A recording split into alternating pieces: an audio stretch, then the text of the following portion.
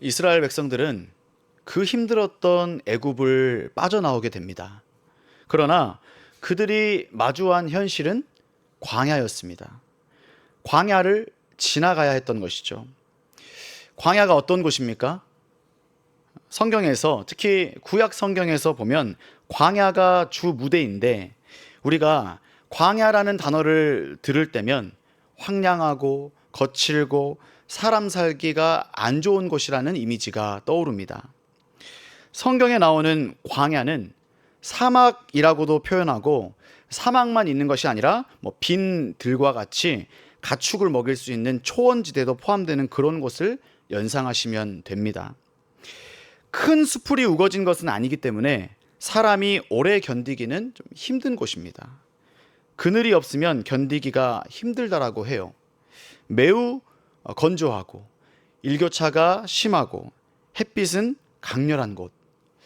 제가 청년 때 몽골로 선교를 간 적이 있는데, 그 몽골 땅에 모래 그 사막 정도는 아닌데 광야 같은 곳을 지나간 적이 있었어요. 큰 나무가 거의 없는 그런 짧은 풀, 정말 짧은 풀만 자라 있는 그런 지역이었는데, 가도 똑같은 지형이더라고요. 그래서 한 번은 내려서 휴식을 취하는데, 내려서 보니까 정말 햇볕이 뜨겁고 선글라스가 없으면 눈을 잘 제대로 뜰 수가 없었습니다. 매우 건조했고 바람도 거칠고, 그래서 코피가 터졌던 지체들이 많이 있었습니다.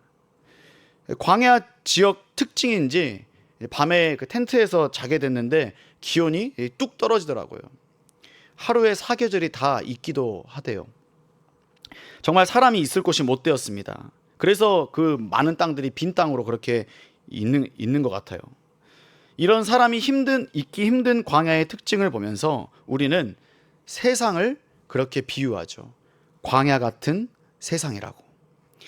하루하루 견디기가 힘든 곳이고 먹고 살기가 쉽지가 않고 위험 요소도 너무나 많습니다. 생존에 힘써야 하는 그런 곳입니다. 게다가 사막이 있는 광야 같은 경우는 길도 제대로 없습니다. 바람이 한번 불면 지형이 바뀌어서 광야는 지도가 필요 없다고 해요. 그럼 광야에서 필요한 것이 무엇일까요? 나침반이죠.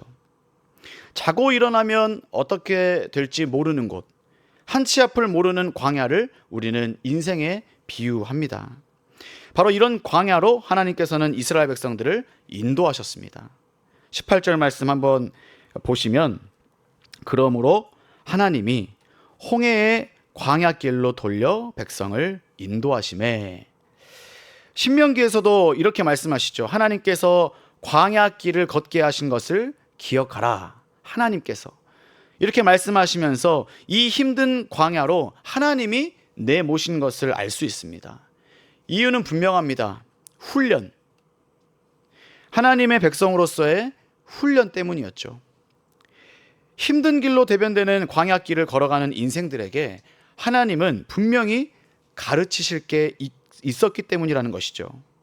우리는 필히 광야길을 걸어가야 하는 존재들입니다. 하나님께 부름받아 세상으로부터 빠져나왔다면 마주할 길은 광야입니다.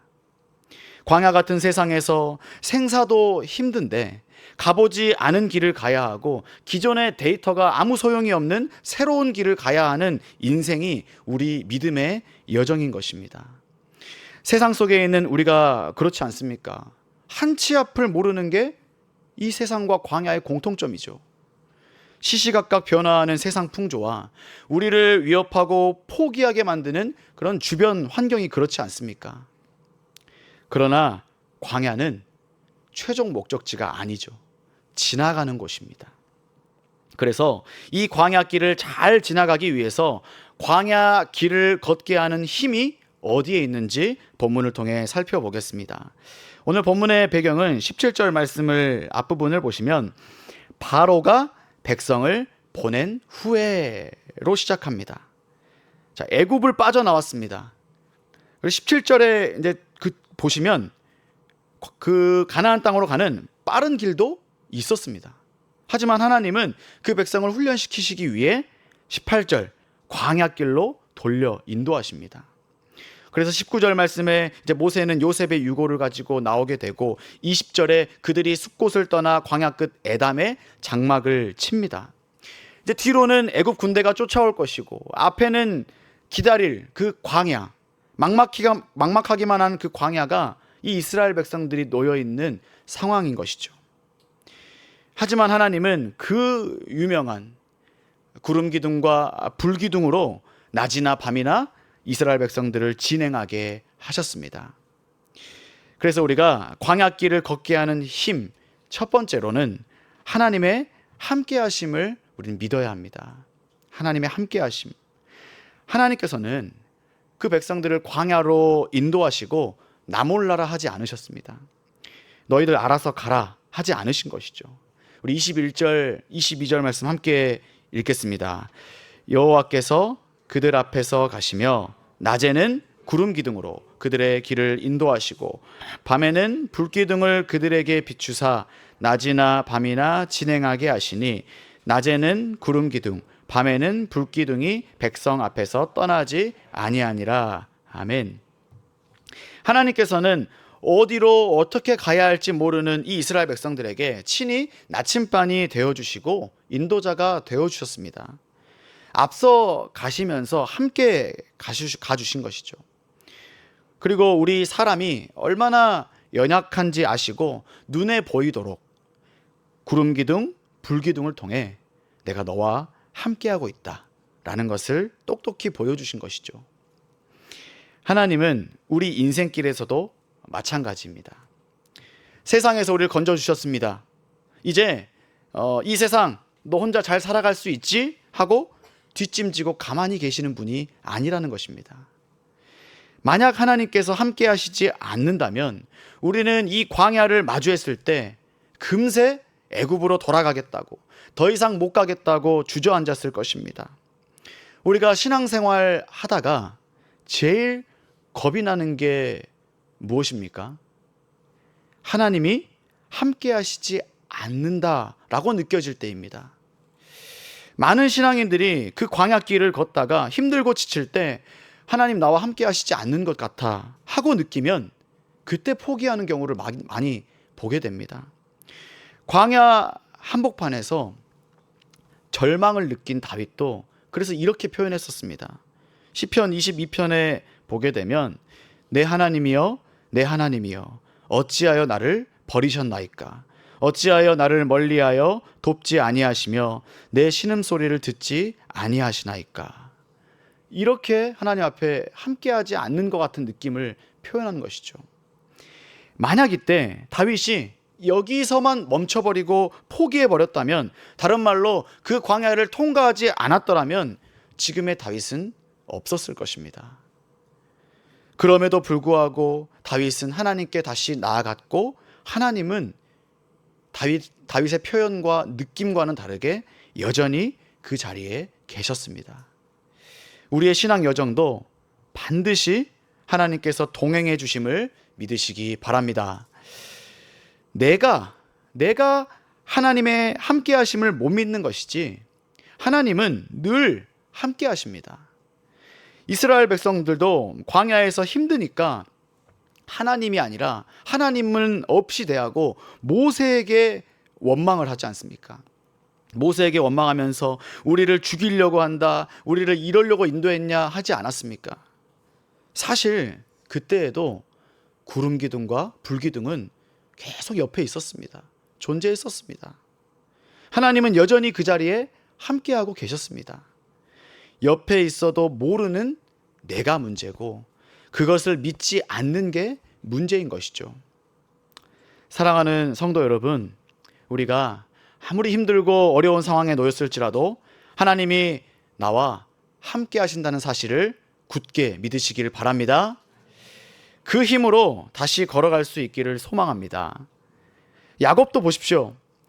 광야길을 걸어가는 인생 중에 두려움이 그렇게 많았던 사람이지 않습니까? 두려움이 많았던 사람, 그 사람에게 하나님께서 뭐라고 말씀하셨습니까? 창세기 28장 15절 말씀을 보면 제가 읽겠습니다. 내가 너와 함께 있어 내가 어디로 가든지 너를 지키며 너를 이끌어 이 땅으로 돌아오게 할지라. 내가 내게 허락한 것을 다 이루기까지 너를 떠나지 아니하리라 하신지라. 아멘. 내가 너와 함께 있겠다. 어디로 가든지 이끌겠다. 너를 지키겠다. 너를 떠나지 아니하겠다 라고 말씀하셨습니다. 오늘 본문 22절 한번 보십시오. 뒷부분 22절도 다시 한번 보겠습니다. 우리 함께 읽겠습니다. 낮에는 구름 기둥, 밤에는 불 기둥이 백성 앞에서 떠나지 아니하리라. 아멘. 떠나지 아니하리라. 하나님께서는 늘 우리에게 약속하셨습니다. 내가 너와 함께 하겠다고. 성경 곳곳에 그렇게 말씀하시지 않았습니까? 신명기 31장 6절 말씀에도 너희는 강하고 담대하라. 두려워하지 말라. 그들 앞에서 떨지 말라. 이는 내 하나님 여호와 그가 너와 함께 가시며 결코 너를 떠나지 아니하시며 버리지 아니하실 것임이라 하고 라고 말씀하셨습니다. 불기둥과 구름기둥이 그 이스라엘 백성들에게 증거가 되듯 우리는 이 말씀을 증거 삼고 지금 우리 삶에도 역시나 함께 계시는 그 하나님이심을 믿으시기 바랍니다. 광야 같은 세상을 살아갈 때 우리가 이 증거, 이 말씀을 붙잡고 힘을 얻어 이 말씀이 힘이 되어 오늘도 우리가 걸어가야 할 길을 잘 갈 수 있기를 간절히 소망합니다. 두 번째입니다. 광야길을 걷게 하는 힘 두 번째는 공동체의 힘입니다. 공동체의 힘. 광야에 들어선 이스라엘 백성들은 말 그대로 공동체였습니다. 본문에 계속 나오는 백성, 이 백성이라는 단어도 복수입니다. 복수. 집단을 말하죠. 17절에도 백성을 보낸 후, 18절에도 백성을 인도하심에 사람들인 것이죠. 또 21절 말씀에도 보면 여호와께서 그들 앞에 가시며 낮에는 구름 기둥으로 그들의 길을 인도하시고 밤에는 불 기둥을 그들에게 비추사 낮이나 밤이나 진행하게 하시니. 광야 길을 걷는 이스라엘 백성에게 있어서 큰 힘이 되는 것은 바로 함께 그 길을 가는 사람들, 즉 공동체가 있기 때문입니다. 혼자 그 험악한 광야길을 걷게 되면 정말 쉽지 않았을 거예요.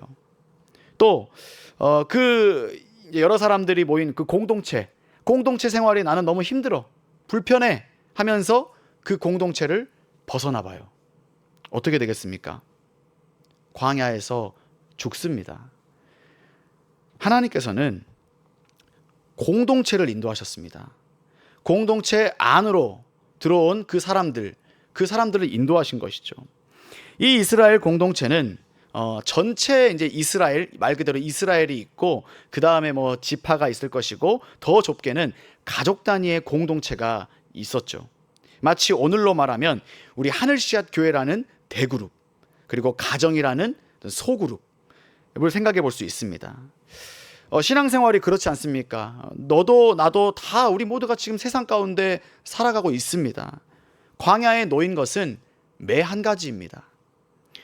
하나님께서 우리를 이 교회 공동체로 불러주시고 같이 이제 광야길을 걸어가야 하는데 혼자서는 안 된다는 거예요. 공동체의 힘이 필요하다는 것입니다.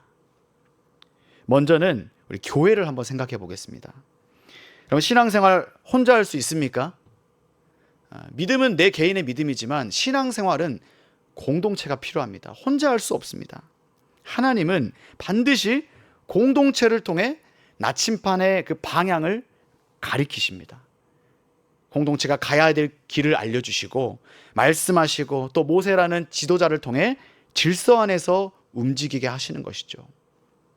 나 혼자 해보겠다고 공동체 밖으로 나갔다가는 방황하고 헤매이는 인생을 살 수밖에 없어집니다. 광야 위에서 우리가 같이 광야 위에서 가면서 서로 하나님의 그 손길을 느끼고 서로 그 마음을 나누고 은혜를 서로 확인하고 같이 하나님께 기도하면서 의지하는 게 필요한 것이죠. 마치 우리가 구역 모임이나 이 간증이나 또 각종 모임을 통해 우리가 나눔을 하듯이 광야에서 뭐가 힘들었다, 이게 힘들었다, 오늘 갔더니 참 땅이 너무 척박하더라, 이런 어려움들을 나누면서 그렇지, 너도 나도 똑같지, 서로 공감하면서 격려하고 기도해주고 그래도 힘내서 이 광야 한번 잘 통과해보자 하면서 다독이는 일을 하는 것이죠. 교회 공동체가. 물론 공동체에 있다 보면 사람 때문에 힘드시죠? 힘들어요. 안 맞는 사람도 있고 저 사람은 왜 저렇게 의지가 약할까? 왜 이렇게 짜증만 낼까? 왜 이렇게 나를 힘들게 할까? 나도 이 길 가는데 힘든데 너까지 날 힘들게 하느냐? 이런 생각이 들 수 있어요. 이스라엘 백성들이라고 안 그랬겠습니까? 또 다른 생각은 나는 이 공동체에 함께 할 수 없을 것 같아. 내가 오히려 이 공동체에 짐이 되는 것 같아. 도움도 안 되고 내가 분위기에 어울리지도 못하고 나 때문에 괜히 분위기 깨지는 것 같아 하면서 나는 그만 갈래. 낙오해버리고 포기해버리거나 그래서 혼자 그 공동체를 벗어나서 광야로 뛰쳐나가면 잘 살 수 있을까요? 없습니다. 신앙의 여정은 어찌됐든 공동체 안에서 함께 가야 하는 것입니다. 갈라디아서 6장 2절 말씀에 보면 이렇게 말씀하고 있습니다. 너희가 짐을 서로 지라. 그리하여 그리스도의 법을 성취하라. 너희가 짐을 서로 지라. 이 말씀처럼 서로 그 짐을 함께 지고 나아가야 하는 것입니다. 이것이 공동체의 힘입니다. 이번에 물걷기를 마치면서 공동체의 힘을 톡톡히 경험했습니다. 여러분 어떠셨습니까? 혼자 기도하는 것보다 더 많이 할 수 있지 않았습니까?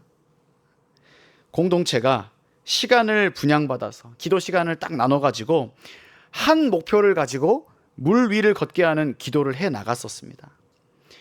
그 사이에 세상은 너무나 요란하고 정치적으로나 경제적으로 혼돈 그 자체이고 물 위를 걷는 듯한 우리가 그런 세상의 풍랑 가운데서도 이렇게 함께 했기 때문에 기도하며 나아갈 수 있었던 것이라고 저는 믿습니다. 물걷기 기도하는 우리 공동체를 보면서 딱 이 본문이 생각나는 거예요.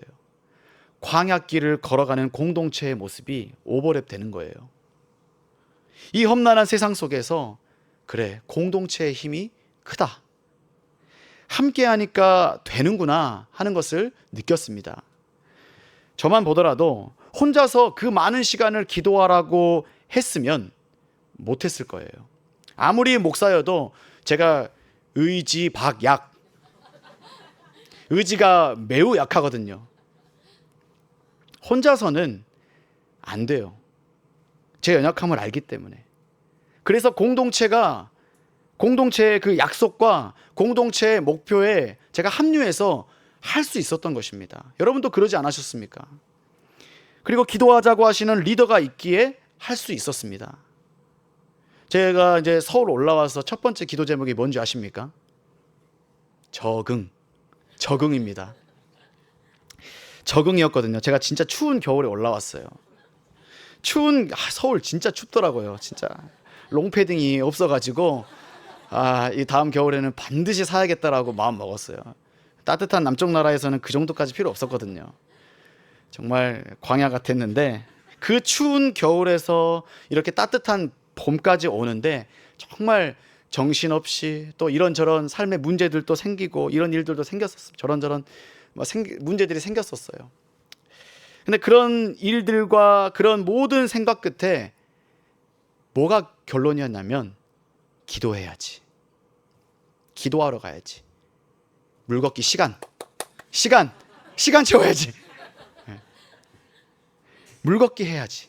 이렇게 하다 보니까 적응할 새도 없이 적응해 버렸습니다. 공동체의 힘을 통해서 저는 이 시간을 잘 지나왔음을 고백할 수 있는 것입니다.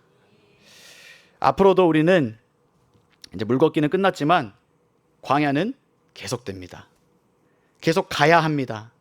광야길을 걸어갈 때 우리가 서로 그렇게 힘이 되어주는 공동체의 힘에 합류할 수 있는 우리 하늘시작교회 되기를 간절히 소망합니다. 두 번째, 마지막으로는 이 가정의 달을 맞아 가정이 주는 공동체의 힘을 묵상해 보았습니다. 가정이 주는 그 공동체의 힘. 가장 작은 단위의 공동체인 가정이죠. 오늘 본문에 보면 이동 중에 장막을 치고 걷고 지나왔습니다. 장막이 뭐죠? 텐트죠, 텐트.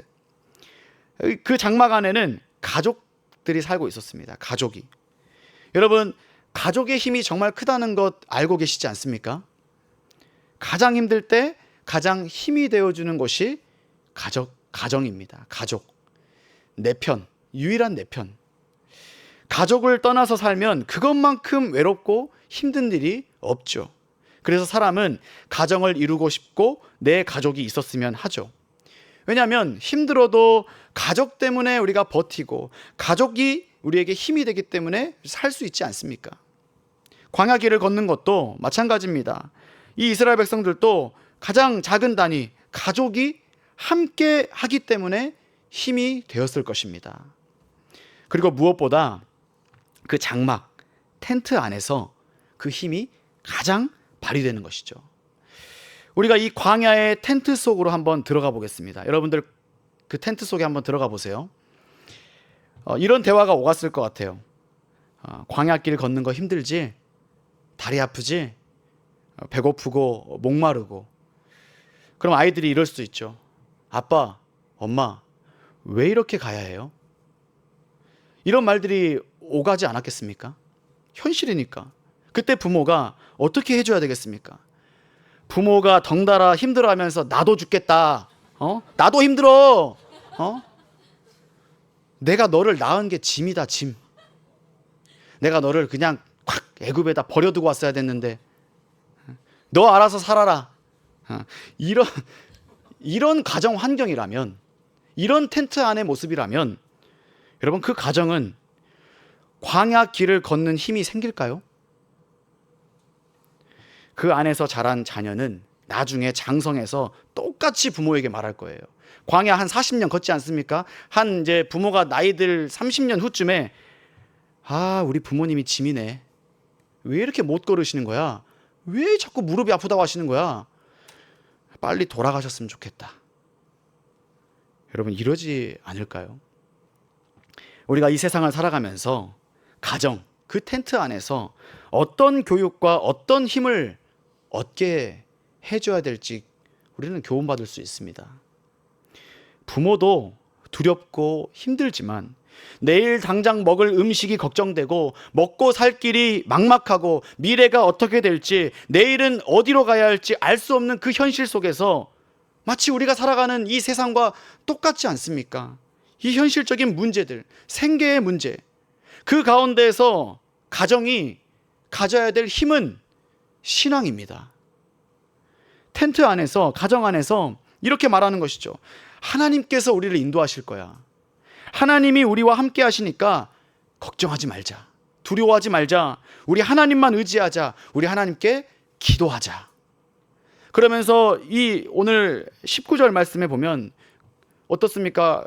모세가 그 요셉의 유고를 가지고 나오지 않습니까? 거 봐라. 하나님께서 이렇게 약속을 성취하셨는데 그렇게 가라고 한 가나안 땅 하나님께서 가게 하시지 않겠느냐? 이런 말들을 서로 오가면서 이런 신앙 고백과 신앙의 힘을 가르쳐주는 가정이 되어야 되지 않겠습니까? 이런 가정이 광야길을 걷게 하는 중요한 힘이 될 줄 믿습니다. 신앙으로 힘이 되는 가정들 되시기를 간절히 축복합니다. 우리 모두 이제 참 남녀노소 너도 나도 다 광야에 입성해서 지금 걸어가고 있습니다. 걷고 있습니다.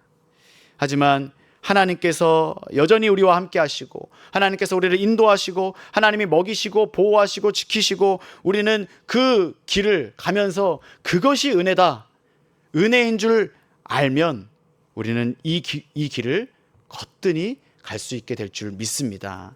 그 힘을 여러분 공동체에서 얻으시기 바랍니다.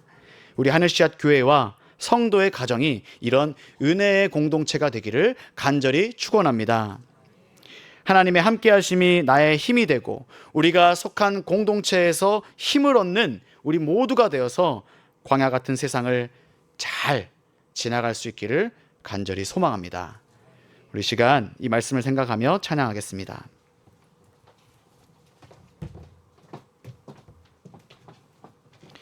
손잡고 함께 가세라는 찬양입니다.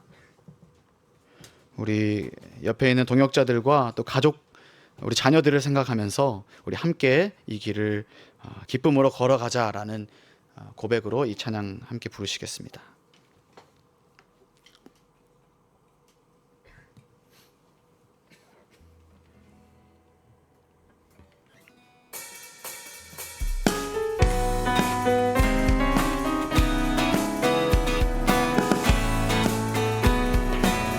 우리 걸어가는 이 길이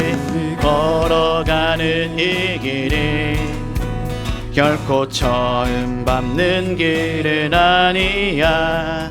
수천 년 동안 온 땅 곳곳에서 주를 따른 흔적이 있으니 우리 걸어가는 이 길이 낯설고 두려워 보일지라도 삶의 무게를 뚫고 흘러들어오는 주님 부활의 생명을 봐. 우리 함께 손잡고 가세.